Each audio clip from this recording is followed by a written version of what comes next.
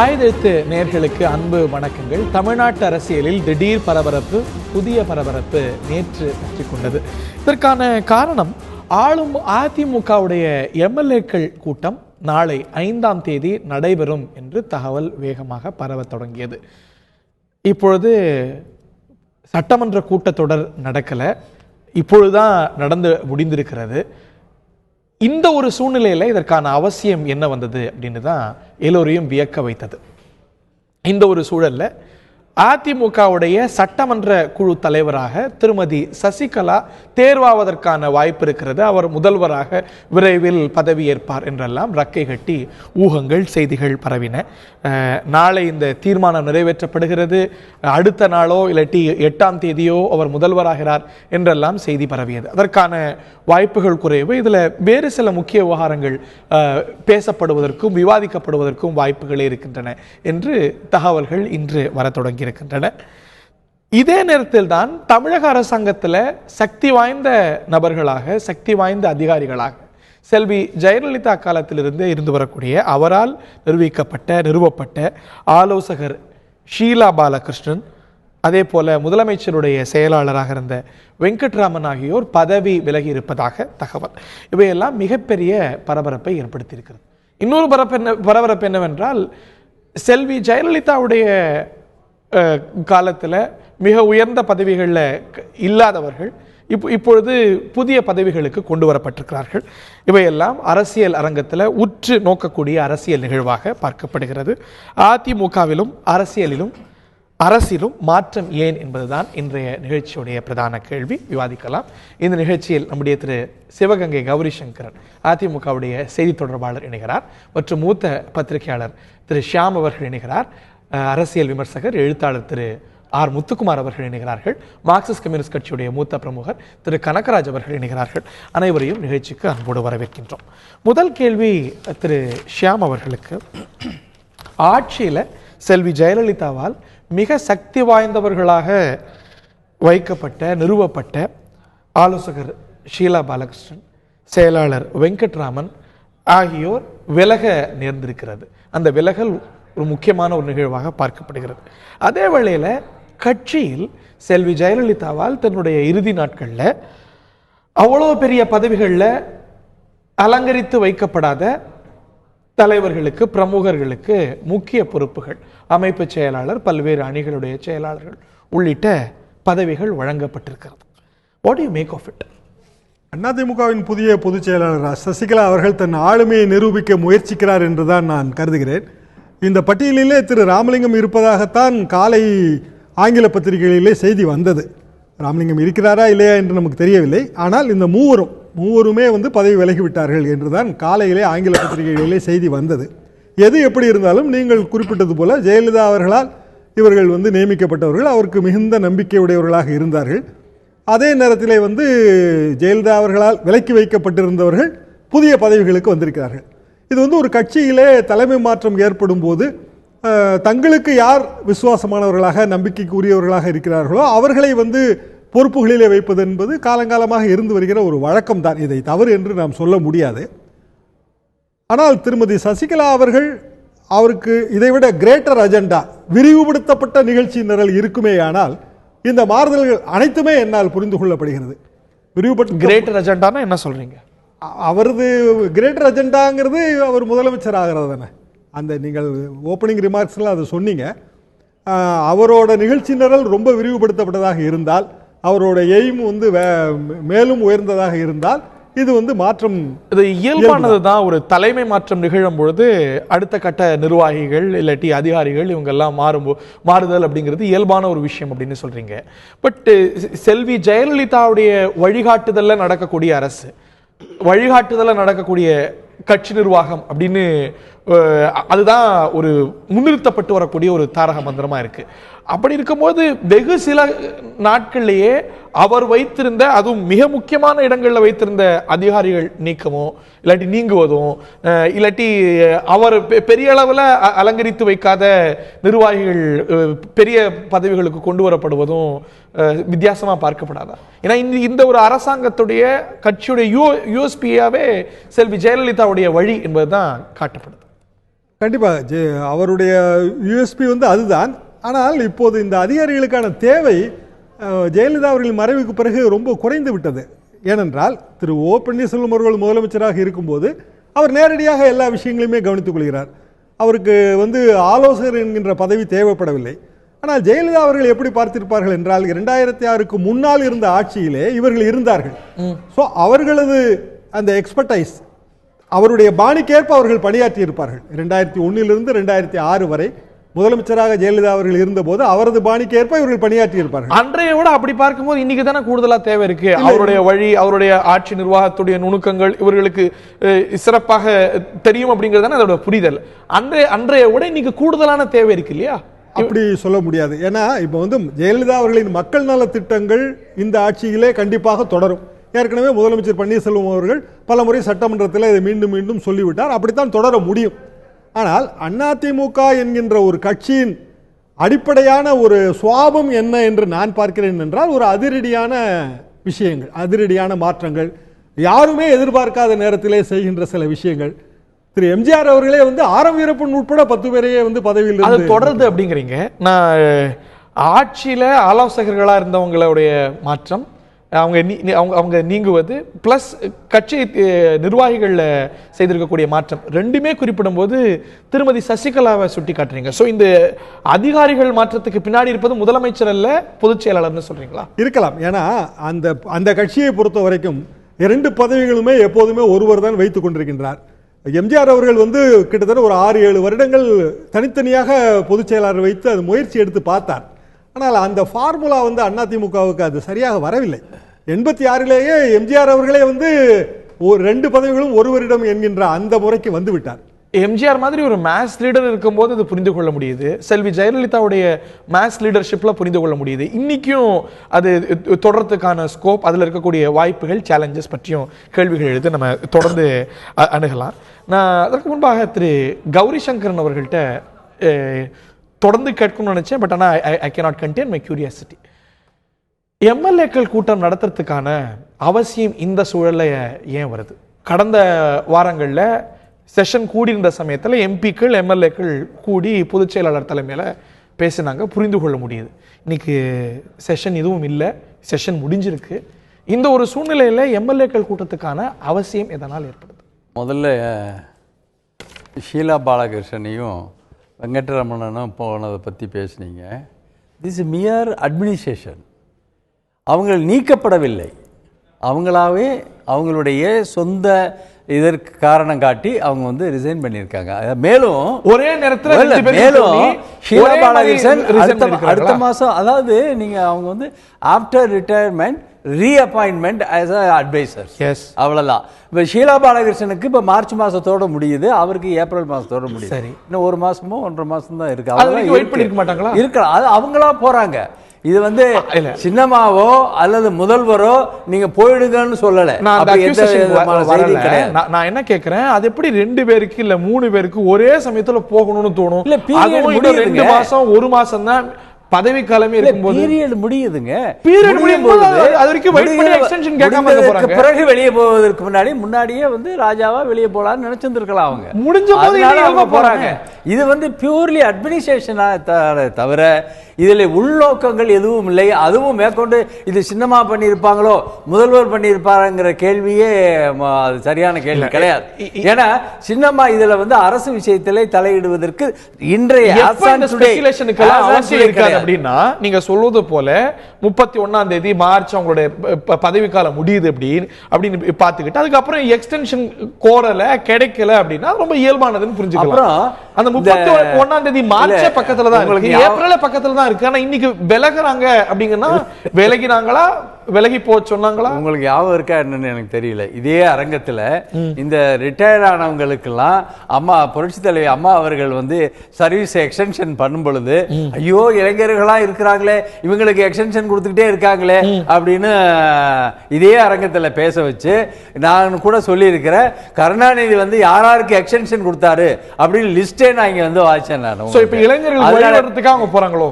Maybe ஆனால் அவங்க 3 வருஷம் இருந்தாச்சுங்க. ஒரு எக்ஸ்டென்ஷன் வந்து 3 வருஷம் இருந்தாங்கன்னு சொன்னாலே ஒரு 65-66 வயசு ரீச் ஆகிடுறாங்க.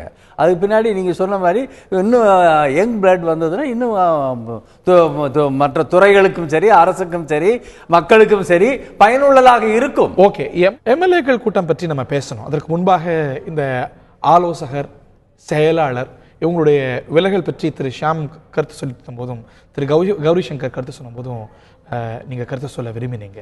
இந்த இயல்புக்கு மீறின ஒரு விஷயமா பார்க்குறீங்களா? இதில் என்ன இருக்குது அப்படிங்கிறார் திரு கௌரி சங்கர். இல்லை, அதாவது முதல்ல வந்து யானை வரும் பின்னே மணி ஓசை வரும் முன்னே அப்படிங்கிற மாதிரி இது வந்து சில நடவடிக்கைகள் ஒரு பெரிய நடவடிக்கை வந்து தமிழ்நாட்டு அரசியலில் ஆட்சி நிர்வாகத்தில் மாற்றமடைய போகுது, பெரிய மாற்றம் நிகழப்போகுது. அதற்கான ஒரு சில முன் அடையாளங்களாக தான் இந்த மாதிரியான விஷயங்களை பார்க்குறேன். பொதுவாக வந்து ஒரு தலைவர் இருக்கிறார் என்றால் அவருக்கென ஒரு பிரத்யேக முத்திரை இருக்கும்.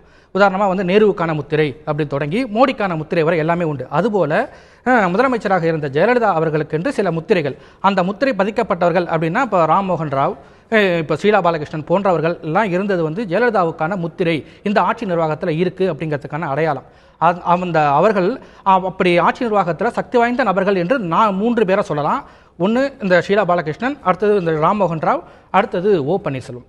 இந்த 2 பேர் வந்து ஜெயலலிதாவால் நியமிக்கப்பட்டவர்கள். அவர்கள் 2 பேருமே பதவி விலகிவிட்டார்கள்.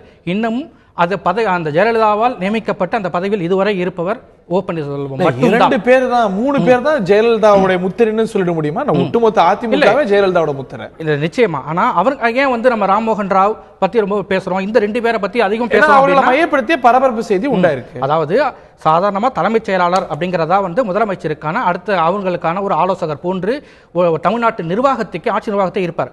ஆனால் அதையும் தாண்டி ஒரு ஓய்வு பெற்ற ஒரு அதிகாரிகள் அரசு நிர்வாகத்தில், ஆட்சி அதிகாரத்தில் வந்து முதலமைச்சருக்கே ஆலோசனை சொல்லக்கூடிய அளவுக்கு இருக்காங்கன்னா அந்த இடத்துல தான் ஜெயலலிதா முத்திரை அப்படிங்கிறது வந்து ஒன்று வருது. அதனால தான் அவங்கள பற்றி நம்ம இன்னைக்கு பெரிய அளவில் விவாத களங்களில் எடுத்து பேசுகிறோம். அவங்க 2 பேரும் இன்னும் சொல்லப்போனால் இளைஞர்களுக்கு வழிவிட்டு விலக போகிறாங்கிறாங்க.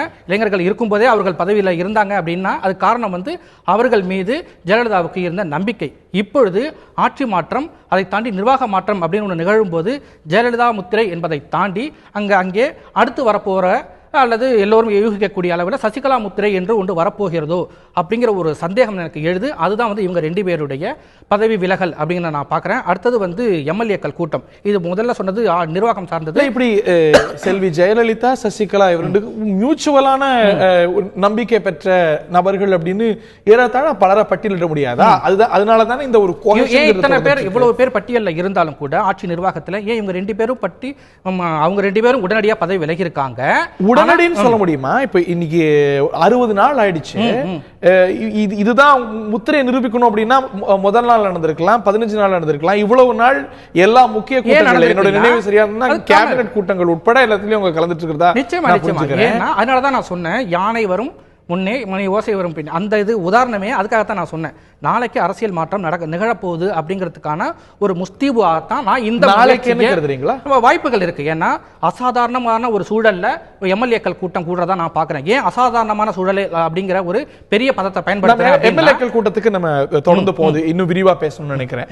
அதற்கு முன்பாக இந்த சப்ஜெக்ட்ல திரு கனகராஜ் அவர்களுடைய முதற்கட்ட கருத்தை கேட்க விரும்புறேன். திரு கௌரி சங்கர் சொன்னதை கேட்டிருப்பீங்க. அன்னைக்கு உங்கள் கட்சி உட்பட என்னுடைய நினைவு சரியா இருந்தா எக்ஸ்ட்ரா கான்ஸ்டிடியூஷனல் அத்தாரிட்டிஸா ஓய்வு பெற்ற அதிகாரிகள் உருவாயிட்டு இருக்கிறாங்க. அவங்களுக்கு அந்த ஒரு பதவி நீட்டிப்பு அப்படிங்கிறதே அந்த ரேஷனாலேயே கேள்வி எழுப்பினவங்கள நீங்களும் ஒருத்தர்னு புரிஞ்சுக்கிறேன். அதில் ஒருத்தரில் 2 பேர் பதவி விலகினா அது ஒரு இயல்பான ஒரு விஷயமா பார்க்குறதா, இல்லை உங்களுடைய கருத்து என்ன இதில்?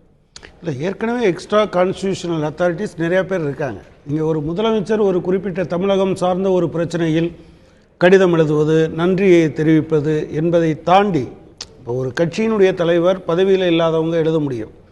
ஆனால் திரு சசிகலா இந்த காலத்தில் கடிதங்கள்லாம் பிரதமருக்கு எழுதுகிறாரு, நீங்கள் வந்து குடியரசுத் தலைவருக்கு எழுதுகிறாங்க, இப்படி பல பேருக்கு எழுதுகிறாங்க. அப்போ நான் வந்து இதில் இல்லை அப்படி கடிதம் எழுதுறதுல அறிக்கை நான் வரேன் உங்கள்கிட்ட. அதில் வந்து ஒரு இயல்புக்கு மீறின ஒரு விஷயம் இருக்குன்னு நினைக்கிறீங்களா? பட்ஜெட் கூட்டத்தொடரில் பிரதமர் மோடி தலைமையிலான அரசு தான் பட்ஜெட் தாக்கல் செய்யுது. அமித்ஷா கருத்து சொல்றாரு. அவர் தனியா ஊடகங்களுக்கு டெலிவைஸ் ஸ்பீச் கொடுக்கிறாரு, அமித்ஷா பேசுறாரு. இப்படி 2 அப்ரோச் இருப்பது காங்கிரஸ் கட்சியில பார்த்திருக்கோம். ஒரு ஆட்சி தலைமை ஒரு கருத்தும் கட்சி தலைமை ஒரு கருத்தும் சொல்றது இயல்புக்கு மீறின ஒரு விஷயமா? பார்க்கறதா? இல்ல கட்சி தலைவர் வந்து அவர் முடிச்சிட்டு பிரசிடென்ட் ஆஃப் அப்புறம் இந்தியாவுக்கும் பிரைம் மினிஸ்டருக்கும் கடிதம் எழுதுவது தவறு அப்படின்னு தோழர் சொல்றாரா? நான் தவறெல்லாம் சொல்லல. அவர் சொன்னதுக்கு நான் அதாவது பட் அன்யூஷுவல், வழக்கத்துக்கு மாறானது என்று நான் சொல்ல விரும்புகிறேன். ஏன்னா அந்த கட்சி இல்ல இது முடிச்சிட்டோம், let him finish. அதாவது என்னோட ஒரு கட்சியில் இருக்கக்கூடிய முதலமைச்சர், அந்த கட்சியின் சார்பாக தேர்ந்தெடுக்கப்பட்டவர், ஒரு குறிப்பிட்ட பிரச்சனையில் நன்றி தெரிவித்து கடிதம் எழுதுகிற போது, அல்லது ஒரு குறிப்பிட்ட பிரச்சனையை வலியுறுத்தி அவர்களுக்கு கடிதம் எழுதுகிற போது, கூடுதலாக அந்த கட்சியினுடைய தலைவர் எழுத வேண்டிய அவசியம் எதுவும் கிடையாது. நீங்கள் சொன்னீங்க பட்ஜெட்டில் அருண்ஜேட்லி தாக்கல் பண்ணுவார், அதுக்கு பின்னால் இங்கே வந்து பிரதமர் வந்து அது கருத்து சொல்லுவார். இந்த மாதிரியான நான் வந்து அமித்ஷாவும் கருத்து சொல்றாரு. பிஜேபியில சர்வவல்லமை படைத்தவர் யாருன்னு மோடி நமக்கு தெரியும், கட்சியோட தலைவரும் ஒன்றை ஆர்டிகுலேட் பண்றது என்பது வேறு, அதை விவரித்து சொல்வது என்பது வேறு. இது வந்து ஒரு கோரிக்கை வைக்கிறீங்க அல்லது நன்றி சொல்றீங்க. இது எதன் அடிப்படையிலானது? இதுவரை இப்போ நீங்கள் இப்படி சொன்னீங்கல்ல, இது மாதிரி 2 பேரும் கடிதம் எழுதியிருக்காங்க அப்படிங்கிற ஒரு முன்னுதாரணத்தை சொல்லுங்க. எனக்கு தெரிஞ்சு நான் யோசிச்சு பார்த்தா அந்த மாதிரி இருக்கிற மாதிரி தெரியல. வெஸ்ட் பெங்கால் பிபி ஆட்சி காலத்தில் நிறைய பார்த்துருக்கோம். புத்ததேவ் பட்டாச்சாரிய ஆட்சி காலத்தில் நிறைய. அப்படி இல்லைங்க, தமிழ்நாட்டினுடைய மாபெரும் பிரச்சனையாக ஜல்லிக்கட்டு பிரச்சனை முரண்பட்ட கடிதம் எழுத வேண்டிய ஒரு விஷயம், மீனவர்களையும் படகுகளையும் let him have a say. இல்ல புத்ததேவ் பட்டாச்சாரிய காலத்துல எந்த விஷயத்துல அப்படி நடந்தது? பல விஷயங்கள்ல வந்து கடிதம் நான் கூட தெரிஞ்சுக்கிறதுக்காக நான் கேட்கிறேன். அதாவது 2 பேரும் கட்சியும் ஆட்சியும் கடிதம் போட்டிருக்குது, கட்சியும் கடிதம். அதான் அது என்னன்னு கேட்கிறேன் நான். சோம்நாத் சாட்டர்ஜி மேட்டர்ல கட்சி கடிதம் போட்டிருக்கு, ஆட்சி கடிதம் போட்டிருக்கு. தனித்தனியா எவ்வளவு தடவை நடந்திருக்குது இல்லையே. சோம்நாத் சாட்டர்ஜி விஷயத்துல என்ன போட்டிருக்காங்க? ஆட்சியும் கடிதம் எழுதுது, கட்சியும் கடிதம் எழுதுது. இல்ல சோம்நாத் சாட்டர்ஜி விஷயத்துல அப்படிலாம் இல்ல. அது நீங்க ஏதோ கொஞ்சம் எனக்கு தெரிந்து அது சரியான தகவல் என்று நான் கருதல. பட் இந்த மாதிரி மாநிலத்தில் எழுதுறாங்க, எழுதல, அதை விடுங்க. மக்கள் பிரச்சனைக்காக பிரசிடென்ட் ஆஃப் இந்தியாவுக்கோ பிரைம் மினிஸ்டருக்கோ கடிதம் எழுதுறதில் என்ன தவறு இருக்குன்னு தான் நான் கேட்கிறேன். எல்லாத்துக்குமே அதிமுக ரொம்ப அவசரப்பட வேண்டியதில்லை, கொஞ்சம் நிதானமாக நான் பேசி முடிச்ச பிறகு நீங்க சொல்லுங்க. எல்லாத்துலயும் ஏன் அப்படி அவசரப்படணும்? சரி, ப்ராப்ளம் என்ன? அப்ப நீங்க சொல்றபடி விசுவாசமானவர்கள் என்கிற விவாதம் முதல்ல வந்தது. பட் இந்த விஷயத்துல செல்வி ஜெயலலிதாவுக்கு விசுவாசமானவர்கள் இப்போது உள்ளவர்களுக்கு விசுவாசம் இல்லாதவர்கள் என்று அர்த்தம் புரிகிறதா? அப்படின்னா 2 பேருடைய ஏரியா ஆஃப் கன்சர்ன், செல்வி ஜெயலலிதா அவர்களுக்கு இருந்த அக்கறையும் இப்போது யாருக்கோ இருக்கிற அக்கறையும் வேறுபடுகிறதா என்கிற கேள்வி வருது. விசுவாசம், ஒருத்தர் ஆட்சி மாறினா நான் அம்மா வழியில தான் செயல்படுறேன் அப்படின்னு சொன்னா, அவர் சொன்னது மாதிரி வெறுமனே எது இந்த மக்கள் நல திட்டங்கள் என்று சொன்ன நிவாரண திட்டங்கள் இருக்கு, அவை மட்டும்தான் நிற்கும், மற்றதெல்லாம் இருக்காது அப்படின்னு அர்த்தமா? இனிமே வந்து இந்த கொள்கையெல்லாம் மாற்றம் வரும் என்று அர்த்தம் அதற்குள் இருக்கிறதா? இல்ல, தேசம் முழுவதும் இவர் தான் என்னுடைய மென்டார்னு அடையாளம் கண்டு அதுக்கு பிறகு சக்சஸரா வந்தவங்க பலர் அவங்களுக்குன்னு ஒரு டீம் உருவாக்கிக்கிறது இல்லையா? அது இன்னைக்கு உலகம் முழுவதும் நம்ம பார்த்து வந்த நடைமுறை தானே. கட்டாயமாக அது உலகம். அப்போ அதிமுக ஒரு புதிய சூழலுக்குள் நுழைகிறது என்று அர்த்தப்படுகிறது தானே. நீங்க வந்து ஒரு போட்டோவை வச்சுக்கிட்டு அல்லது இதுவரை இருந்த இதெல்லாம் ரொம்ப காலம் நீடிக்காதுன்னு எனக்கு தெரியும். எம்ஜிஆரே ஒரு ஓரத்துக்கு போயிட்டார், கொஞ்ச காலம் வரை இருந்த அண்ணா அப்புறம் ஒரு ஓரத்துக்கு போயிட்டார், இன்னும் கொஞ்சம் காலம் கழிச்சு செல்வி ஜெயலலிதா ஒரு ஓரத்துக்கு போயிடுவாங்க. இது இயல்பானது. அதுக்கான எல்லா விதமான சமிக்ஞைகளும் உங்களுக்கு இப்போது நீங்க பார்க்க முடியுது. எனவே ஒரு புதிய சூழலுக்குள் அதிமுக நுழைகிறது என்றுதான் நான் கருதுகிறேன். பிஃபோர் தட் இதுல 2 அறிக்கைகள் 2 கருத்துக்கள் சொன்னீங்க. 2த்துலயும் ஏதாவது ஒரு விஷயத்துல நம்ம முரண்பாடை பார்த்திருக்கிறோமா? திரு பன்னீர்செல்வத்துடைய கருத்து, திருமதி சசிகலாவுடைய கருத்து, 2த்துலயும் ஏதாவது முரண்பட்டு இருக்கா? ஒரே கோரிக்கை தானே ரீஇட்டரேட் பண்றாங்க. திவாகரனுடைய கருத்து என்னது? தமிழக உளவுத்துறை ஃபெயில் ஆயிருச்சு அப்படின்னு சொல்றது யாரை நோக்கிய கணை? ஜல்லிக்கட்டு பிரச்சனையில் தமிழகத்தினுடைய உளவுத்துறை தோல்வியுற்று விட்டது என்பது 2 பேருக்கும் பொதுவான கருத்துன்னு நீங்க நினைக்கிறீங்களா? சசிகலா பொதுச் செயலாளர், திரு பன்னீர்செல்வம் முதலமைச்சர், பொறுப்புல இருக்கக்கூடிய யாரும் அந்த ஒரு கருத்தை சொல்லி அதுல முரண்பாடு இருக்கு அப்படின்னா நம்ம புரிஞ்சுக்கலாம். நாங்க தான் எங்க குடும்பம் அதுல என்ன பிரச்சனை இருக்குன்னு கேள்வி கேட்டதாக வருது. நாங்க வந்து நான் என்ன சொல்றேன்னா, அதை யாரு டிசோன் பண்ணணும்? பொதுச் செயலாளர் எங்களுடைய அரசாங்கம் நடக்குது, எனவே அவர் திவாகரன் சொல்லி இருக்கிறது தவறானது, கட்சி கருத்து இல்லை என்று மறுத்து இருக்கிறாரா? இந்த பர்செப்ஷன் வலுப்பெறுது இல்லையா இதன் இல்ல உளவுத்துறை அவர் சொன்னார் அப்படின்னு சொன்னா இங்கே நம்ம உட்காந்துட்டு காவல்துறையை பத்தி எத்தனை பேர் யாராரு என்னென்னமோ பேசுறாங்கல்ல. Is a citizen of Tamil Nadu. அவர் வந்து சொல்றாரு உளவுத்துறை சரியா இருந்திருந்தால் ஏற்கனவே 6 நாள் மாணவர்கள் புரட்சி பண்ணிட்டு இருக்கும் பொழுதே உளவுத்துறை கடுமையாக உழைத்திருந்தால் அது கண்டுபிடிச்சிருக்க முடியும் அப்படிங்கிறது அவருடைய விருப்பத்தை, அவருடைய ஒப்பீனியனை, அவருடைய சொந்த கருத்தை சொல்கிறார். அது யார் மீதான குற்றச்சாட்டு? முதலமைச்சராக இருக்கக்கூடிய ஓ பன்னீர்செல்வம் அரசின் மீதான குற்றச்சாட்டு அப்படிங்கறதான அதோட அர்த்தம். அதற்கு தவறு இருக்கு. அப்போ அதிமுகவுடைய கட்சிக்கும் ஆட்சிக்கும் கருத்து வேறுபாடு இருக்கிறதுங்கிறதான அவருடைய வெளிப்பாடு. அவர் எந்த அரசு பதவிகளையும் இல்ல. அவர் எம்எல்ஏ கட்சியில இருக்காரா? கட்சி தலைவரையும் கிடையாது. அதிமுக இருக்காரா? கட்சி உறுப்பினர். ஆனா அவருடைய சொந்த கருத்தை சொல்றார். உளவுத்துறை வந்து இன்னும் கடுமையாக இருந்திருக்குமே. ஆனால் இப்ப நம்ம சொல்றது இல்லையா, இங்க வர கட்சிக்காரங்க சொல்றது கிடையாது. ஏன் உளவுத்துறை 6 நாள்லயே கண்டுபிடிச்சு அவர்களை நீக்கி இருக்கலாமே அப்படின்னு சொல்றது இல்லையா? அதே பொருள்பட அவர் சொல்றார். சொந்த கருத்து மட்டுமல்ல, சொந்தக்காரரின் கருத்தும் கூட. அதுதான் மிக முக்கியமானது. கேள்வி எழுப்புகிறது. கட்சியோட கருத்தான அவருடைய சொந்த கருத்தை அவர் சொல்கிறார். சுதந்திர காற்று வீசுதுன்னு ஏன் எடுத்து ஒரு சிறிய இடைவெளி. விசுவாச காற்று என்பதால் அதன் பெயர் சுதந்திர காற்று அல்ல. நான் திரு ஷியாம் அவர்கள்ட்ட கேட்க விரும்புறேன். இன்னைக்கு assembly is not in session. இன்னைக்கு சட்டமன்றத்துடைய செயல்பாடு பற்றி பேச வேண்டிய உடனடி தேவை இல்லை.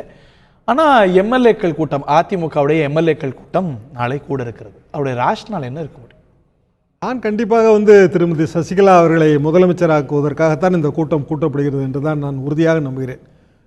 2 காரணம். ஒன்று, நீங்கள் முதல் பகுதியிலே கூறிய இந்த அதிகாரிகளின் மாற்றம். 2வது, புதிய பதவிகளுக்கு புதிய நபர்களை கொண்டு வந்திருப்பது. சசிகலா அவர்கள் கட்சியை வந்து இந்த மாற்றத்தை முதலமைச்சர் ஆட்சி தலைவர் செய்யல, கட்சியுடைய பொதுச் செயலாளர் தான் அந்த அதிகாரிகளுடைய மாற்றம். அரசுடைய ஆலோசகர் செயலாளர்லாம் மாற்றணும். கட்சி தலைவர் அரசு தலைவராக மாறப்போவதன் முன்னணி இவர் கூறிய அந்த மணியோசை கதை தான். கண்டிப்பாக வந்து நாளைக்கு எந்த விதமான முக்கியத்துவம் கிடையாது. நீங்கள் கூறியது போல சட்டமன்ற கூட்டத்தொடர் முடிந்து விட்டது. அனைத்து எம்எல்ஏக்களுமே அவரவர் தொகுதிகளுக்கு திரும்பி இருக்கிறார்கள். ஒரு நாளைக்குள் அவர்களை கூப்பிட வேண்டிய அவசியம் ஒன்றும் இல்லை. புதிதாக தொகுதி பிரச்சனைகளை பேசுவதற்கு எதுவுமே இல்லை. கடந்த வாரத்தில் சட்டமன்றம் கூடிய ஆரம்பிச்ச பிறகு எம்எல்ஏக்கள் கூட்டம் கூட்டப்பட்டது. அதுல ரேஷனல் இருக்கு. என்னன்னா சட்டமன்றத்தில் இப்படி நடந்துக்குங்கன்னு சொல்லலாம். பாராளுமன்றத்தில் பட்ஜெட் கூட்டத்தொடர் இருக்கிறதுனால அது எம்பிக்கள் எம்எல்ஏக்கள் கூட்டம். அவங்களுக்கு வந்து அட்வைஸ் கொடுத்துருந்துருக்கலாம். ஒரு கட்சி தலைமை அதை செஞ்சிருக்கலாம். ஆனா இப்போ வந்து பியூர்லி எம்எல்ஏக்கள் கூட்டம். அதுவும் வந்து சட்டமன்றம் இப்போதுதான் முடிந்திருக்கிறது. புதிதாக எந்த பிரச்சனைகளும் இதில் இல்லை. எம்எல்ஏக்கள் கூட்டம் கூட்டப்பட்டு தீர்மானம் நிறைவேற்றப்பட்டால் இதற்கான விடை கிடைக்கும். 2 விஷயம்தான், whether she is ready or not ready. இதுதான் வந்து எனக்கு தெரியல. திரும்ப திரும்ப நீங்க தவறான கருத்தையே பதிவு பண்ணிட்டே இருக்கீங்க. ஷீலா பாலகிருஷ்ணனும் வெங்கட்ரமணையும் யாரும் மாற்றவில்லை. இப்ப முதலமைச்சரோ இல்ல கட்சியினுடைய பொதுச் செயலாளரோ நீங்க அவங்களா பதவி ஒரே நேரத்துல ராஜினாமா பண்ணிருக்காங்க. ஒரே நேரத்துல பண்ணிருக்காங்க. அவ்வளவுதான் பண்ணிருக்காங்க. ஓவர் நைட் வந்து அவங்களுக்கே தோணிச்சு ரிசைன்மென்ட் போ, ஒரே யூ ஆர் சஸ்பெண்டட் அப்படிலாம் யாரும் ஒண்ணும் சொல்லல. ஒரே நேரத்துல ரிட்டையர் ஆகுறதெல்லாம் கேள்விப்பட்டிருக்கோம். ஒரே நேரத்துல ராஜினாமா பண்றது எங்கயாவது இருக்கா? ஒரே நேரத்துல கூட அந்த மந்த் எண்ட்ல வரும். மந்த் எண்ட்ல ஈவன் 20ஆம் தேதி ஒருத்தர் வயசு முடியுது, 12ஆம் தேதி முடியுதுல, 30ஆம் தேதி ஒரே நேரத்துல ரிட்டையர் ஆகலாம். ஒரே நேரத்துல அதுவும் 1.5 மாசம் 2 மாசம் இருக்கும்போது அது பீரியட் முடியுதுங்க. அது முடிச்சிட்டாங்க. அப்புறம் பதவி கொடுத்ததை பத்தி சொல்றீங்க. நீங்க 23 பேர்களுக்கு பதவி கொடுத்து அவங்களுக்கா தோணி முதலமைச்சரோ பொதுச் செயலாளரோ யாருமே உங்களை பதவி விலகுன்னு வற்புறுத்தல, அவசியம் கிடையாது. இப்போ அப்படி பண்ணி இருந்தா இந்த உங்களுக்கு 5ஆம் தேதி அம்மாவை இது புரட்சி தலைவி போனதுக்கு பின்னாடி மறுநாளே போக சொல்லி இருக்கலாம். இப்ப 60 நாளைக்கு தானே இருக்காங்க. இல்ல இப்ப அவங்க விலகி இருக்காங்கன்னா திடீர்னு உங்களுக்கு தோணி இருக்கு அவங்க போயிருக்காங்க. ஒருத்தர் பேசிட்டு இருப்பாங்களோ விலகலாம். பாசிபிள். ஒரே ரூமுக்குள்ள தானே இருக்காங்க எல்லாருமே. எல்லாம் ஒரே ஹால்ல தான் உட்கார்ந்துருக்காங்க. பேசி இருக்கலாம், செஞ்சிருக்கலாம். ஒரே ஹால், செக்ரட்டரியேட்ல வேற வேற இல்ல அங்கங்க தானே இருக்காங்க. சிஎம் ஆபீஸ்ல இருக்காங்க அவங்க எல்லாரும். எல்லாத்தையும் மொபைல். அதே மாதிரி 23 தலைவர்களுக்கு சீனியர் லீடர்களுக்கு அம்மா வந்து பொறுப்பை ஒப்படைச்சிருக்காங்க. நானே செயல் தலைவர், நானே பொருளாளர், நானே ட்ரஸ்ட் கமிட்டி உறுப்பினர், நானே இளைஞர் அணிக்கு செயலாளர் அப்படின்னு இருக்கக்கூடிய இந்த சூழ்நிலையில பொறுப்புகளை பொறுப்புகளை பகிர்ந்து கொடுத்து. அப்ப நீங்க எந்த கட்சி சொல்றீங்களோ அந்த கட்சியிலயும் அமைப்பு செயலாளர் இருக்கிறாங்க, பல்வேறு அணிகளுடைய தலைவர்கள் இருக்காங்க. ஒரு தலைவர் எல்லா பதவியும் வச்சுக்கிட்டு உட்கார்ந்துட்டு இருக்காருல்ல, அது மாதிரி எங்க பொதுச் செயலாளர் செல்வி ஜெயலலிதா அப்படிதான் வச்சுக்கிட்டாங்களா? அவங்க வந்து பொதுச் செயலாளர் வச்சிருந்தாங்க, சிஎம் வச்சிருந்தாங்க, அவ்வளவுதான். ஆனா இங்க வந்து அவர் ஸ்டாலின் வந்து அத்தனை பொறுப்புகளை வச்சுக்கிட்டு இருக்காரு. ஆனா அது மாதிரி இல்லாமல் பொறுப்புகளை பகிர்ந்து கொடுத்து இன்னைக்கு அத்தனை அமைப்பு செயலாளர் 13 பேரை போட்டிருக்கிறாங்க, இளைஞரணி செயலாளர் அப்படின்னு எல்லாத்துக்கும் பகிர்ந்து கொடுத்திருக்காங்க. நீங்க அது அப்படி பண்றதுனால கட்சி பணியில் எந்த விதமான தொய்வும் வராமல், ஏன்னா புரட்சி தலைவர் அம்மா அவர்கள் போனதற்கு பிறகு கட்சிகளை ஏதாவது தொய்வு ஏற்பட்டு விடுமோ என்ற அச்சத்தில் தொய்வு ஏற்படக்கூடாது பொதுச் செயலாளர் அவர்கள் மிக கடுமையாக சின்ன அவர்கள் செங்கோட்டையனுக்கு கொடுத்தது தவறுன்னு சொல்றீங்களா? எனக்கு தொய்வு ஏற்பட்டக்கூடாது அப்படிங்கிறதுக்காக அமைப்பு செயலாளர் இந்த பதவிகள் எல்லாம் கொடுத்திருக்காங்க. இவங்க எல்லாம் யாரு? செல்வி ஜெயலலிதா அமைப்பு செயலாளர் அப்படிங்கிறது எவ்வளவு முக்கியமான பதவி அப்படிங்கிறது நீங்களே ஒரு இம்பார்ட்டன்ஸை விளக்கி தான் சொல்றீங்க. ஆனா இவர்களெல்லாம் செல்வி ஜெயலலிதா கட்சி நிர்வாகத்தை இறுதி காலத்தில் நிர்வகிச்ச போது அவங்க எல்லாம் எந்த இடத்துல இருந்தாங்க? ஒதுக்கி வைக்கல. நீங்க சொல்ற தப்பு. என்ன பதவியில? செங்கோட்டையன் எம்எல்ஏ இருந்தாருல, அவர் சீட்டு கொடுத்து அவர் ஜெயிக்க வச்சாங்களாமா, போய் பிரச்சாரம் பண்ணாங்க செங்கோட்டையன் தொகுதியில. அவர் செங்கோட்டையன் ஜெயிச்சார். கோகுல இந்திராவுக்கு சீட்டு கொடுத்திருந்தாங்க, தோத்துட்டாங்க, அவங்க வேற பதவிக்கு வர முடியல. திருமதி கோகுல இந்திரா மகளிர் செயலாளரா இருந்தாங்க. அதுக்கு பிறகு அந்த பதவி அவர்கிட்ட மாற்றப்பட்டு விஜிலா சத்யானந்துக்கு கொடுக்கப்பட்டது. சோ அப்படி ஒரு பதவி, ஒரு நிர்வாகியா இருந்து அந்த நிர்வாக பொறுப்பு இன்னொருவருக்கு மாற்றப்பட்ட நபர்கள், அந்த நபர்களுக்கெல்லாம் பெரும்பான்மையா பதவி கொடுக்கும்போது செல்வி ஜெயலலிதா முக்கிய பதவியை இறுதி காலத்துல கொடுத்து அலங்கரிக்க வைக்காத நபர்கள் பெரும்பான்மையோர் கொடுக்கப்பட்டிருக்காங்கிற ஒரு இம்ப்ரெஷன் 70 இயல்பா இல்ல. அப்படிலாம் கிடையாது. அதாவது அம்மாவுக்கு பிடிக்காதவர் செங்கோட்டையனோ சைத துரைசாமியோ இந்திராவோ அண்ணாமலையோ கிடையாது. அவர் அம்மாவுக்கு பிடிச்சவங்க தான் கட்சியில் இருக்கக்கூடியதா. 1,60,00,000 பேர் இருக்காங்க, எல்லாரும் அம்மாவுடைய பிள்ளைங்க தான், அம்மாவுக்கு பிடிச்சவங்க தான். அதுல வரதான் செங்கோட்டையன் வர்றாரு, அதுல வர இப்ப கருப்புசாமி பாண்டிய திமுகவுக்கு போனாரு, அங்க எவ்வளவு வந்ததுனால இன்னைக்கு இங்க வந்தாரு. இன்னைக்கு சின்னம்மா வந்து அவருக்கு பொறுப்பு கொடுத்திருக்காங்கன்னா இது வரவேற்கத்தக்க விஷயம். இதுல வந்து கிரிட்டிசைஸ் பண்றதுக்கோ இது ஆலோசிக்கிறதுக்கே இது இல்ல. பதவிகளை பகிர்ந்து கொடுக்கிற சட்டமன்ற தேர்தல் சின்னம்மாவுக்கு இருக்குன்னு சொல்லி பாராட்டுங்க. சட்டமன்ற தேர்தல் முடிந்த பிறகும் அவங்க வந்து என்ன பண்ணாங்க, நிர்வாகிகள் பட்டியெல்லாம் மாற்றி அமைச்சாங்க, சீரமைச்சாங்க. அதுல இவங்களெல்லாம் போடலையே. எங்க ஒவ்வொரு ஸ்டேஜா தானங்க போட முடியும், எல்லாம் ஒரே நாள்ல எல்லாத்தையும் போட முடியுமா? இன்னைக்கு வந்து சின்னம்மா வந்திருக்கிறாங்க, இன்னைக்கு வந்து அவங்க பதவியில் இப்ப உமாதேவன் திருப்பத்தூர் எம்எல்ஏ ரொம்ப நாள் அவர் எந்த இது அவர் மாவட்டமாக இருந்தார், எம்எல்ஏவாகி இருந்தார், மந்திரிகளாக அவருக்கு கிடைக்கல. இன்னைக்கு அமைப்பு செயலாளராக போட்டிருக்கிறாங்க. இன்னைக்கு காலையில் அவர் தொலைபேசியில் பேசினா ரொம்ப சந்தோஷப்பட்டார். அது மாதிரி இந்த சீனியர் லீடர்ஸ்களுக்கு எல்லாத்துக்கும் அங்கெங்கெங்கே பகிர்ந்து கொடுத்தா தான், பொறுப்புகளை பகிர்ந்து கொடுத்தா தான் கட்சியில் தொய்வு வராது என்பதை உணர்ந்த காரணத்தினால் தான் இந்த வேலை பண்ணியிருக்காங்க. திரு முத்துக்குமார் அவருடைய கருத்தை கேட்க விரும்புகிறேன். இந்த நிர்வாகிகள் இதில் வந்து செல்வி ஜெயலலிதா காலத்திலும் பலர் முக்கிய பொறுப்புகளில் இருந்தவங்க தான். ஆனால் இறுதி கட்டத்தில் அவங்க முக்கிய பொறுப்புகளை அலங்கரிக்கல, அவங்களுக்கு இன்னைக்கு பதவி கொடுக்கப்பட்டது. இதுல சிலர் மாற்றுக்கருத்து கொண்டும் இந்த தலைமை மீது மாற்றுக்கருத்து கொண்டிருந்தாங்கன்னு யுவங்கள்லாம் வந்துட்டு இருந்தது. இந்த முக்கிய நிர்வாகிகள் முக்கிய பொறுப்புகளுக்கு இந்த நிர்வாகிகளை நியமிச்சதை எப்படி பார்க்குறீங்க?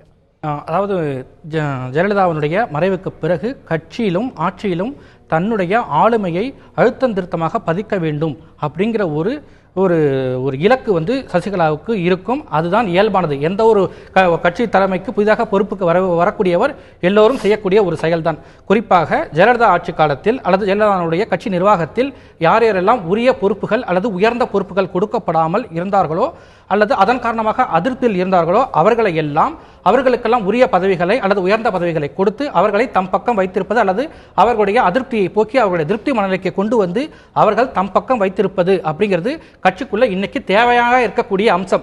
அதனால தான் மிக முக்கியமாக அந்த மாதிரியான பதவிகளை கொடுத்துருக்காங்க. ஆனால் எல்லோருக்கும் அந்த பதவியை சமமாக கொடுத்துருக்காங்களாங்கிறதுல எனக்கு சில வேறுபாடு. ஏன்னா கே.ஏ. செங்கோட்டையன் அவர்கள் தொடர்ந்து அந்த கட்சியிலே அதிமுகவில் ஜெயலலிதாவின் ஆதரவாளராக தொடர்ந்து இருந்தவர். ஆனால் கருப்பசாமி பாண்டியன் அவர்கள் நேற்று வரை திமுகவில் இருந்தவர். அவர்கள் இருவருக்கும் ஒரே பதவியை கொடுத்திருக்கிறார் எனும்போது இதில் வேறு சில அமைச்சர்களும் விஷயம் இருக்கிறது. இந்த பதவி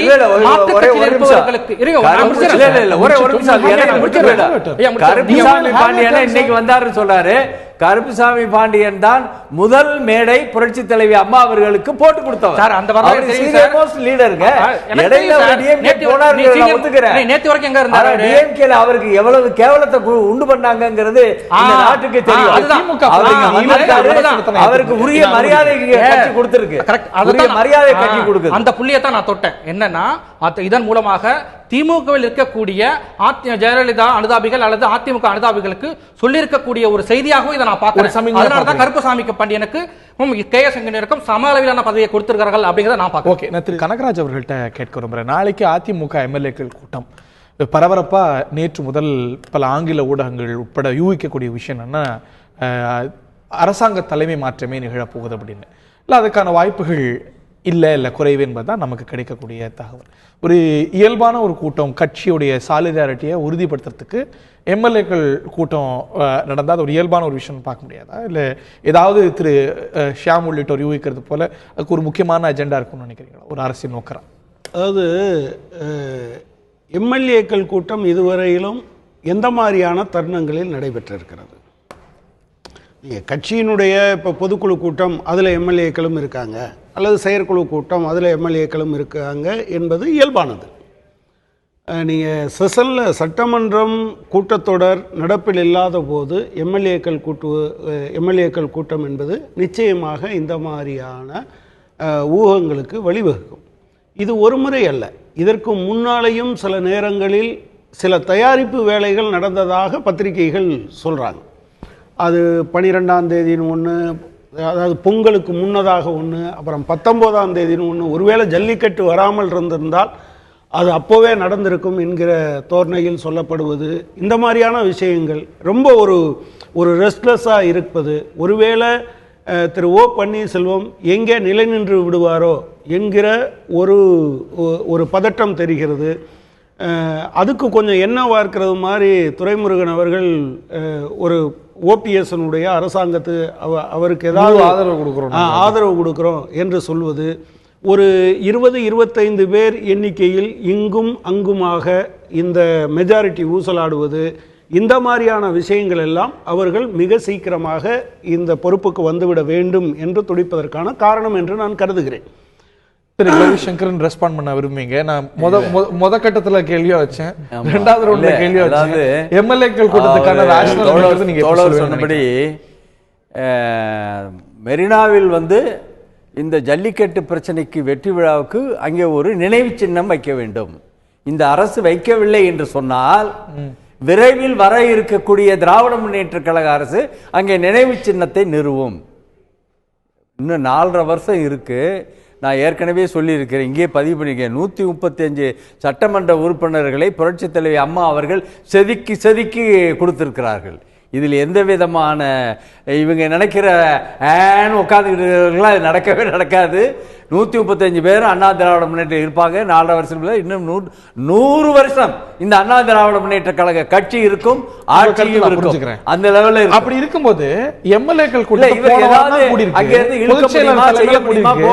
துரைமுருகனை வச்சு திருப்பி கூட்டத்துக்கான அவசியம் எதனால் ஏற்படுது? அவர் சொன்னது போல எம்எல்ஏக்கள் கூட்டங்கிறது அடிக்கடி நடக்கக்கூடிய ஒரு விஷயம். நீங்க எல்லாரும் ஏதோ ஒரு கருத்தை வச்சுட்டு நீங்க பேசுறீங்க, தெரிஞ்சுக்கிறோம், எல்லாரும் பேசுறீங்களே, அது நடந்தால் என் மாதிரி தொண்டர்கள் எல்லாரும் வரவேற்கக்கூடிய ஒரு நிகழ்வாக இருக்கும். அதை நாங்கள் வரவேற்கிறோம். உங்களுக்கு புரட்சி தலைவி அம்மா இந்த தமிழகத்திற்காக வாழ்ந்தார். சின்னம்மா புரட்சி தலைவிக்காக வாழ்ந்தார். தன்னுடைய 29 வயதில் புரட்சி தலைவி அம்மா அவர்களிடம் சென்று இந்த 62 வயசு வரைக்கும் அம்மாவுக்காக வாழ்ந்த அந்த ஒரே ஒரு நிமிஷம் முழுமையான கருத்தை பூரா உணர்ந்து தமிழக மக்களுக்கு எந்த அளவிற்கு உதவி பேசிட்டு இருக்கீங்க. மேடையில சொல்ற கருத்து நான் புரிஞ்சுக்கிறேன். நான் கேட்கிற கேள்வி, இன்னைக்கு எம்எல்ஏக்கள் கூட்டம் நடக்கிறதுக்கான ராஷனல் என்ன வருது? இல்ல நீங்க இது எது நடந்தால் மகிழ்ச்சி அடைவேன் நீங்க சொன்னீங்க, சற்று நேரத்துக்கு முன்னாடி சொன்னீங்க. இல்ல, சின்னம்மா முதல்வரானா நாங்களாம் மகிழ்ச்சி. பன்னீர்செல்வத்துடைய எல்லாரும் செயல்பாடு எதிர்க்கட்சிகளுக்கும் பாராட்டுறாங்க. கௌரிசங்கரும் ஒண்ணுதான், பன்னீர்செல்வமும் ஒண்ணுதான். அதுல மாற்றம் கிடையாது. நாங்க எல்லாரும் ஒண்ணுதான். பதவி என்பது உங்களை உட்கார வச்சிருக்காங்க, அவ்வளவுதான். வெளியே வந்தா கௌரி சங்கர் தான், உள்ள போனா அவர் பன்னீர்செல்வம் தான். அப்படித்தானே இருக்காங்களே தவிர அதுக்காக பன்னீர்செல்வம் வருத்தப்பட மாட்டார், பன்னீர்செல்வம் வேதனைப்பட மாட்டார். இந்த நிர்வாக அமைப்பு அதுதான் அண்ணா திராவிட முன்னேற்ற கழகம். நீங்க அது அரசு நிர்வாகத்துல இன்னைக்கு ஸ்மூத்தா ஃபங்க்ஷன் ஆக முடியலன்னு நினைக்கிறீங்களா? இந்த செட்டப்ல எல்லாம் நல்லா ஜல்லிக்கட்டு விஷயத்துல ஃபங்க்ஷன் ஆகுதுங்க. சின்னம்மா வந்து பொறுப்பை ஏற்றார்கள் என்று சொன்னால் இன்னும் கடுமையாக சிறப்பாக புரட்சி தலைவி அம்மா அவர்கள் எதை தமிழக மக்களுக்கு செய்யணும்னு நினைச்சாங்களோ அது பூராம் சின்னம்மா வந்து செய்வாங்க. காரணம் 33 வருஷமாக நேரடியாக ட்ரைனிங் எடுத்தது சின்னம்மா, பன்னீர்செல்வம் இல்ல. பன்னீர்செல்வத்துக்கு வந்து அம்மாவா பார்த்து 2 தடவை முதல்வர் கொடுத்திருக்காங்க, சக்சஸ்ஃபுல்லா பண்ணிருக்காரு. இந்த 60 நாள்ல வந்து ரொம்ப பிரமாதமா ஆட்சி பண்றாரு, ரொம்ப திறமையானவர். அதுல வந்து மாறுபட்ட கருத்து கிடையாது. நான் புரிஞ்சுக்கிறேன். அந்த ட்ரைனிங் திருமதி சசிகலாக்கு இருக்கு அப்படின்னா ஏன் வந்து அவங்க எந்த இடத்துலயுமே முன்னிறுத்தப்படல ஆட்சிக்கு நிர்வாகம்? மிஸ்டர் ஹரி, அண்ணன் கௌரி சங்கர் பேசுகிற அந்த தோனி அநேகமாக வந்து அதிமுகவுக்கு உள்ளிருந்து முதலமைச்சர் ஓ பன்னீர்செல்வம் அவர்களுக்கு எதிராக தொடுக்கப்படுகிற தாக்குதலோ என்று பார்க்க நீங்க திரும்ப போய் எல்லாரும் தொண்டர்கள், எல்லாரும் தோழர்கள், எல்லாரும் தோழர்கள். அவருக்கு யாரும் கவலைப்பட மாட்டாங்க. அவரோட கருத்து நீங்க எத்தனை முறை புரட்சி தலைவி அம்மா அவர்கள் மந்திரி பதவியிலிருந்து எத்தனை முறை மந்திரி பதவி வெளியே எடுத்திருக்கிறாங்க? யாராவது கவலைப்பட்டாங்களா? யாராவது புரட்சி தலைவி இப்படி செஞ்சிட்டாங்களே வருத்தப்பட்டாங்களா? அறிக்கை கொடுத்தாங்களா? கிடையவே கிடையாது. நீ இருனா இரு, இல்லைனா இல்ல அப்படிங்கறது அது ஒரு மோசமான லீகசி. அதை வந்து உட்கார்ந்து இருனா இருன்னு சொன்னாங்க, எந்திரினா எந்திரின்னு சொன்னாங்கிறது இந்த தமிழக மக்கள் மீதே தொடுக்கப்படுகிற, அவங்க தன்மானத்தின் மீது தொடுக்கப்படுகிற தாக்குதல். நீங்க ஒரு ஜனநாயகத்துல என்னங்க இருனா இரு, உட்காருனா உட்காரு, எந்திரினா எந்திரின்னு சொல்றதுக்கு பேர் ஜனநாயகமா? ஒரு ஜனநாயகம் இல்ல. ஒரே ஒரு நிமிஷங்க. நீங்க இந்த தேசத்தை ஆள்றீங்க, உங்க கட்சிக்குள்ள என்னத்தை வேணாலும் வச்சுக்கோங்க, இந்த நாட்டை ஆள்றீங்க. என்ன லீகசி? மணல் கொள்ள லீகசி, கிரானைட் கொள்ள லீகசி, மினரல் சாண்ட் லீகசி. என்ன லீகசி? ஏதோ நீங்க ஒருத்தர் இறந்து போயிட்டா மட்டும் அப்படியே தூக்கி வச்சு கொண்டாடிட்டு இருக்கீங்களா? அது ஒரு புனிதம் போலவும் அதை அப்படியே தொடர வேண்டும் போலவும். நான் என்ன சொல்றேன்னா, ப்ராப்ளம் என்னன்னா, அவங்க கூடவே இருந்தாங்க. டான்சி கேஸ்லையும் இவங்க பேர் இருந்ததுன்னு ஜனங்கள் பேசுறாங்க, சொத்து குவிப்பு வழக்குலையும் இவங்க பேர் இருக்குன்னு சொல்றாங்க. ஏதோ அது எந்த இதுவும் இல்லாத லீகசி என்கிற வகையில் அதை ப்ரொஜெக்ட் பண்ணுவதற்கு ரொம்ப சுருக்கமான அக்ரி கிருஷ்ணமூர்த்தி அமைச்சராக இருக்கிறார். அதுல வந்து அவருடைய துறையில வந்து தவறு செய்ததாக செய்திகள் வருகிறது. உண்மையா பொய்யாங்கிறது பிறகு தெரிஞ்சது. உடனடியாக மந்திரி பதவியிலிருந்து நீக்கினார் புரட்சி தலைவி அம்மா அவர்கள். அதே மாதிரி முன்சாமி, அது இன்னைக்கு வந்து அன்புமணி ஜெயிக்கிறதுக்கு காரணமாக இருந்தவர் முன்சாமி. அதான் காரணமோ? அதான் காரணம். அவர் பதவியில இருந்து அம்மா எடுத்தாங்க. அது மாதிரி தான் எடுக்கிறார். அதாவது குற்றம் புரிந்தால் யாராக இருந்தாலும் அவர் புரிந்தால் யார் எடுப்பது? அதான பிரச்சனை. வேண்டியவர்கள் செல்வி ஜெயலலிதா தப்பு செய்தால் யார் எடுப்பது? அதான பிரச்சனை. அவர்களுக்கு கிடையாது. அந்த அர்த்தத்துல தான் வைக்கிறது, எடுக்கிறது அவங்க பண்ணுனாங்களே தவிர வேற வந்து உள்நோக்கம் எதுவும் கிடையாது. நம்ம தொடர்ந்து விவாதிக்க வேண்டிய விஷயம். நான் திரு முத்துக்குமார் அவர்கள்ட்ட எம்எல்ஏக்கள் கூட்டம் பற்றி நீங்க கருத்து சொல்ல விரும்பினீங்க. இது வந்து வேறு சில முக்கியமான விஷயங்களை பற்றி தான் பேசுறதுக்கு அப்படின்னு சொல்லப்படுது. திரு ஷியாம் போன்றோர் உறுதியாக நம்புறாங்க, இல்லை நாளைக்கு அரசாங்க தலைமை மாற்றமே நிகழ்த்துக்கான வாய்ப்பு இருக்கு. What is your take? இது ஒரு அசாதாரணமான சூழல்ல நடக்கக்கூடிய ஒரு எம்எல்ஏக்கள் கூட்டமாக நான் பார்க்குறேன். ஏன்னா கடந்த காலங்களில் கடந்த ஒரு 2 மாதங்கள்லேயே வந்து 3 முறை வந்து எம்எல்ஏக்கள் கூட்டம் கூடியிருக்கு அப்படிங்கிறது. டிசம்பர் 5 வந்து முதல்வருடைய மரணத்துக்கு பிறகுங்கிறது வந்து அது அசாதாரணமானதுதான். ஆனால் அது இயல்பாக நடந்தே தீர வேண்டிய ஒரு விஷயம். அதன் பிறகு ஜனவரி மத்தியில் ஒரு முறை கூடுவதாக இருந்து அறிவிக்கப்பட்டது, நடக்கவில்லை. அதன் பிறகு ஜனவரி 27 ஒரு முறை நடந்தது. அதன் பிறகு இப்பொழுது அதற்கு ஜனவரி 27 நடந்ததற்கான ஒரு காரணம் இருக்கிறது, சட்டமன்ற கூட்டத்தொடருக்கு முன். அதனால ஒரு சட்டமன்றம் தொடங்கியதற்கு பிறகு சட்டமன்றத்தில் எப்படி நடந்து கொள்ள வேண்டும் என்பதற்காக என்று எல்லோரும் யூகிக்கிறோம். ஆனால் கட்சியில் தன்னுடைய ஆளுமையை வெளிப்படுத்துவதற்கான ஒரு வாய்ப்பாக சசிகலா அவர்கள் பயன்படுத்தி இருக்கிறார். அது அவருக்கே உரித்தானது. அது அதிகாரத்தில் இருப்பவர்கள் அதை செய்யலாம், அதற்கான உரிமை அவர்களுக்கு உண்டு. ஆனால் இன்றைக்கு, அதாவது நாளை கூட்டப்படுகின்ற கூட்டம் என்பது ஒரு அசாதாரணமான கூட்டம். ஏனென்றால் இது ஒன்று இப்போ ஓ பன்னீர்செல்வம் முதலமைச்சராக இருப்பது என்பது ஒரு ஸ்டாப் கேப் அரேஞ்ச்மெண்ட்டாக நான் பார்க்கல. ஏன்னா அண்ணா மறைந்த பொழுதும் எம்ஜிஆர் மறைந்த பொழுதும் நெடுஞ்செழியன் அவர்கள் மட்டும்தான் முதலமைச்சராக பதவியேற்றார் 2 முறையும். மற்ற அமைச்சர்கள் பங்கேற்கவில்லை. ஆனால் ஜெயலலிதாவுடைய மறைவுக்கு பிறகு நள்ளிரவிலேயே ஓ பன்னீர்செல்வம் மட்டுமல்ல ஒரு மிகப்பெரிய அமைச்சரவை பதவியேற்று ஆளுநருடன் ஒரு குரூப் போட்டோ எடுத்த நிகழ்வே நடந்தேறிவிட்டது. அதனால் நிச்சயமாக இதை வந்து ஒரு இடைக்கால அமைச்சரவை என்று சொல்ல முடியாது. இது 5 ஆண்டுகளுக்கு அல்லது எஞ்சி இருக்கக்கூடிய காலத்துக்கும் செயல்பட வேண்டிய ஒரு அமைச்சரவையாத்தான் இந்த அமைச்சரவையில் இருக்கக்கூடிய பலருமே இந்த கருத்தை சொல்லலையே. நிச்சயமா நான் வந்து உள்ளுக்குள்ள இருக்கிறவங்களை சொல்லிவிடுவோம். ஆனால் சட்டத்திட்டத்தின்படி என்ன நடந்தது அப்படின்னா ஆளுநருடைய செல்வி ஜெயலலிதா வந்து சட்ட காரணங்களுக்காக பதவி விலகி நேர்ந்த போது அப்போ அமைச்சரவை மீண்டும் பொறுப்பேற்ற போது அப்பயும் குரூப் போட்டோ எடுக்கப்பட்டது. பிறகு அந்த சட்டமன்ற உறுப்பினர்கள் தன்னுடைய தலைவரை தேர்ந்தெடுக்கிறார்கள், அவ்வளவுதான். இயல்பான விஷயம் தான். ஆனா நாளைக்கே எம்எல்ஏக்கள் கூட்டம் கூடுது. சோ அதுல ஏதோ ஒரு செய்தி இருக்கு இல்லையா? அதனாலதான் இது அசாதாரணமான கூட்டம் அப்படின்னு சொல்றேன். இந்த மாதிரியான அசாதாரண கூட்டங்கள் ஒரு கட்சியினுடைய பொதுச் செயலாளராக இருப்பவர் தன்னுடைய தலைமையில் தான் கட்சி இருக்கிறது, எம்பிக்கள் இருக்கிறார்கள், எம்எல்ஏக்கள் இருக்கிறார்கள், நிர்வாகிகள் இருக்கிறார்கள் என்பதை தொடர்ந்து மற்றவர்களுக்கு தனக்கே வெளிப்படுத்திக் கொள்ள வேண்டிய ஒரு நிர்பந்தம் ஏற்பட்டிருக்கிறதோ என்ற ஒரு ஐயம் ஏற்படுகிறது. அதனால தொடர்ந்து கூட்டங்கள் நடைபெறுகிறது. இப்படியான கூட்டங்கள் அடிக்கடி நடந்தால் அது ஆட்சியினுடைய கட்சி நிர்வாகம் தாண்டி ஆட்சியினுடைய ஸ்திரத்தன்மைக்கு ஆபத்து என்பதையும் சேர்த்து பார்க்க வேண்டிய தேவை. இறுதியான சுருக்கமான கருத்து, அதிமுகவின் நலனை பொறுத்த வரைக்கும், ஆட்சியின் நலனை பொறுத்த வரைக்கும் அது 2 பதவிகளும் ஒருவரிடம் இருப்பதுதான் நல்லது, அதில் சந்தேகமே இல்லை. ஓகே, நிகழ்ச்சியை நிறைவு செய்தாக வேண்டும். நாளைக்கு நடக்கக்கூடிய ஒரு கூட்டம் ஒரு அசாதாரணமான ஒரு கூட்டமாக பலரால் பார்க்கப்படுகிறது. என்ன முடிவெடுக்க போகுது? ஒரு செய்தியை மட்டும் குறிப்பாக உணர்த்தக்கூடிய ஒரு கூட்டமா அல்ல ஒரு முக்கியமான முடிவு எடுக்கக்கூடிய ஒரு கூட்டமா? we have to wait and see. இந்த நிகழ்ச்சியில் பங்கு கொண்ட விருந்தினர்கள் அனைவருக்கும், பார்த்த நேயர்களுக்கும் நன்றி.